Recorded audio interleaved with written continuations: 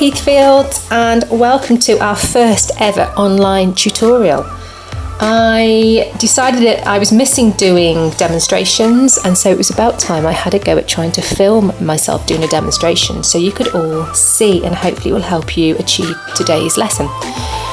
Please bear in mind with me, my phone is just balanced precariously on a chair, so it's not the high-tech equipment, so it may go wrong, but let's just see.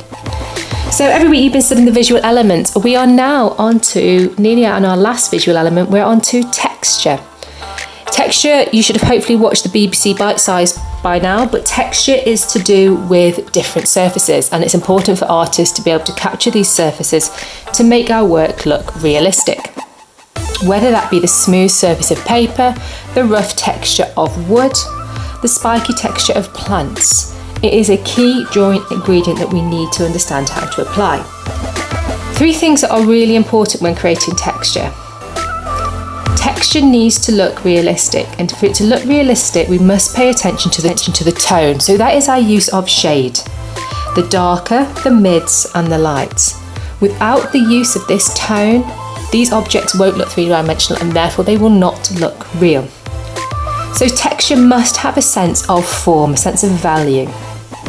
And number two, repetition. Textures are actually made just by repeating the same marks, slight bit of variation to make them look realistic. If we didn't have that slight variation, they would look too uniform, they would look robotic, they wouldn't look realistic. So it's about repeating patterns but having slight variation. And lastly, the next key thing is its edges. It's these edges that help to enhance this sense of realisation when we are doing it.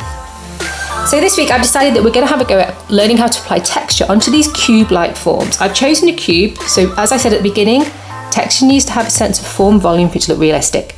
I've chosen cubes because A, we've touched on it in shape, and B, the cube will help us deal with these different tones. It will be quite simple for us to decide where our light source is coming from, therefore which side needs to be lighter, which side needs to be mid, and then which side needs to be the darkest. So we're going to start just simply by drawing our cube. So I'm going to start by drawing the square, and then to form it into the cube, remember whatever line goes here, it's the same angle that goes on all the other three sides, and then you just join them up. Don't worry if your lines have gone too long, that's what Guy Rubber for. And also make sure you've sharpened your pencils. Some of you that have sent me work, you could have done with sharpening your pencil, but they have been beautiful examples. So I've decided that my light source is going to come just like this one from this angle here. Therefore this is going to be my lightest front, this here is going to be my mid, and this is going to be my dark. So just to help us see, I'm going to start off by just starting to darken this one up so we know that this is going to be my darkest side. This here just lightly because that's going to be my mid, and then I'm going to leave this empty on the front so we can see that this is my lightest. We're going to have a go at doing a wood pattern because wood patterns are quite simple.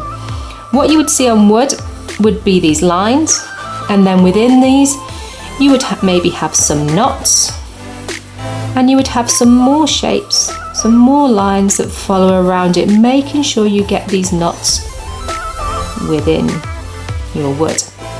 So I'm going to come onto this side, so even though it's darker, it will still have these lines in there, get these knots in there, get these, and then going on to the top, same again,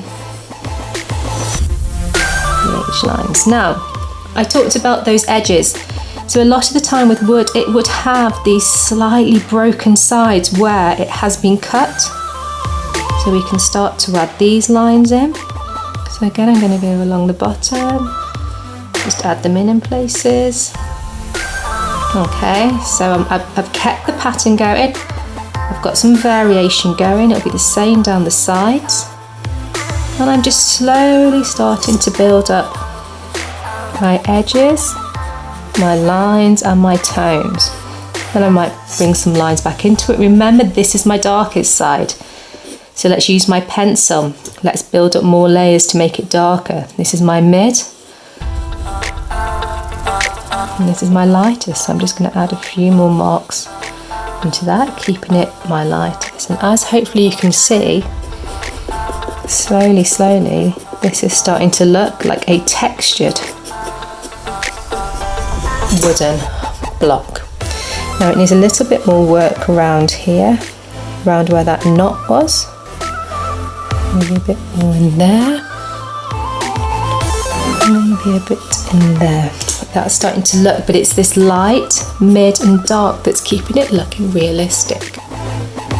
If you were doing the fur one, which you can see over here, again, it's quite simple. I might just do a really quick little one because I don't want you listening for too much more, just like when we were at school. There's only so long I want to keep your attention for, so let me just draw a really little cube on this one. That's my little cube. Again, you know that this side here is going to be my darkest, this is going to be my mid, this is going to be my light. So if I apply fur to this, my fur lines, remember, it's that repetition of line, it's that pattern, but I'm having them moving in slightly different angles each time to make them look real. So you can see I'm starting to build this up. I'm trying to do this really quick now so you can all go and get on with making your own blocks. But when I get to this one here again at the back, it's still going to have that fur coming on it. But the difference is it's going to be darker because that is not where the light's hitting it. So it's going to be in shade, which you should all know. And then again, quite simply, this one here is going to be my mid-tone. So this needs a bit more work, but there's a limit to how long I want to keep you on here for. Now for some of you, you might have noticed this at the top here, this cylinder joint exactly the same as a cube. You can see here that there's a distinct pale line almost running through there. That is where my light is hitting it. As it goes underneath, so these areas here are the darkest and this here is my mid. So if you've had a go at this and you think you've conquered it quite well and you want to have a go at this, that would be lovely to see. So this week's visual element is texture. We have got one more to go next week, which is colour. And then the week after, we'll be starting on our final piece. So I hope you are all well at Heatfield. I am missing teaching you a lot.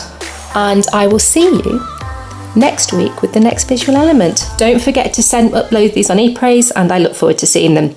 Email me with other issues. Otherwise, stay safe and I'll see you all soon. Bye bye.